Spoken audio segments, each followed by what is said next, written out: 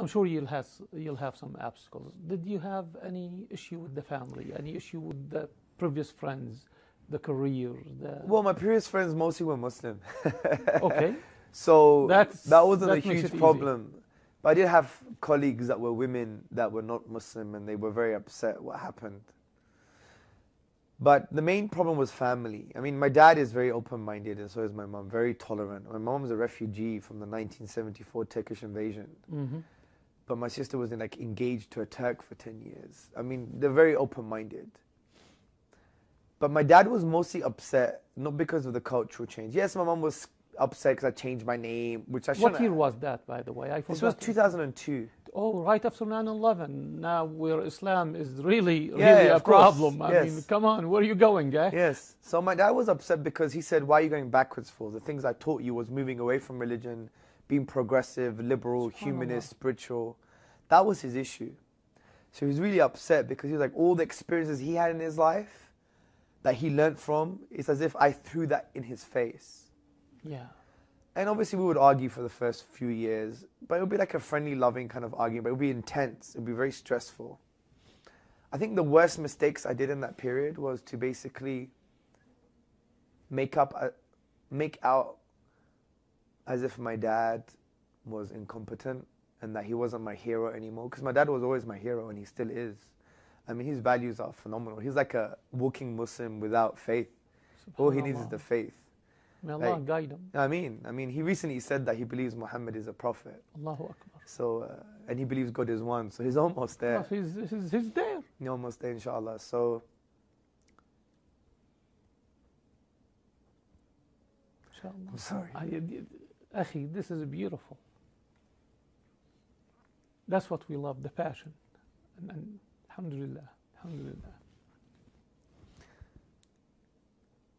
I think the worst thing was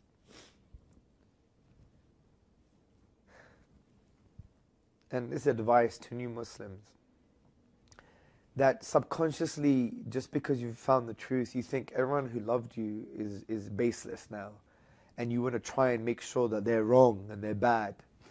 And that's what I tried doing with my father, because he was a hero to me, but he wasn't Muslim, and I became Muslim, so what do I do with this hero?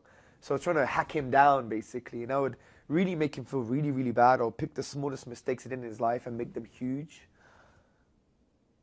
And I'm a father. If my children did that to me, it will be devastating. Of course. You know what? He is a very lucky father. He really is. So I was really bad to him for many years.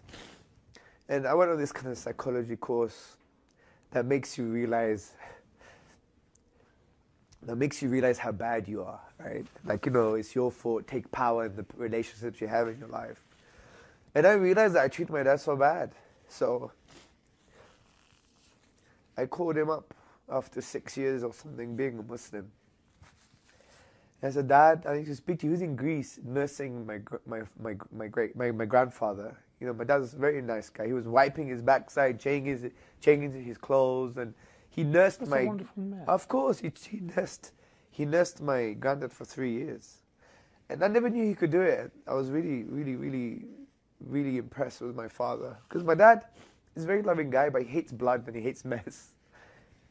Anyway, so I called my dad. I said, "Dad, I want to speak to you." He's like, I hardly speak to him now, right, at that time. He thought something happened to the grandchildren or what's going on. So I said, "Dad, I want to let you know that I know you love me. I know you love me, and everything you've done is because you love us." Like, my dad used to work for 76 hours in a row. He wouldn't eat. He would just drink coffee. He was a laborer. He was in the factories. And he wouldn't eat at all. And he would come back tired and shattered. He had lots of varicose veins because he used to iron clothes as well. So I said, "Everything you did is because you love us. Even the mistakes you've done And I said to him, you're my hero. You know, he gave all of his inheritance to his brother just to keep his family together. My dad has nothing, zero. We Muslims don't even do that.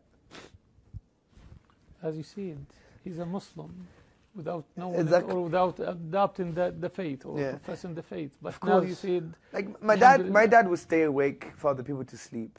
He would be put in poverty for other people to, like he would make us eat potatoes for 2 weeks in order for his workers to have some food. That's how it was. May Allah bless him. I mean, so I said to him, you're just a great guy. I take my hat off. I said, you're still my hero. We do different traditions, but you're still my hero. And I love you. And he was crying for 15 minutes, and he hardly cries. I've only seen him cry once or twice in my life. And then he called my mum up in the evening, and he said to my mum that he's ready to die. He felt like a complete parent. Allahu Akbar. So, but now our relationship is great. I could talk about hadith, Islam. He loves what the Prophet had to say, sallallahu alaihi wasallam. Tell me.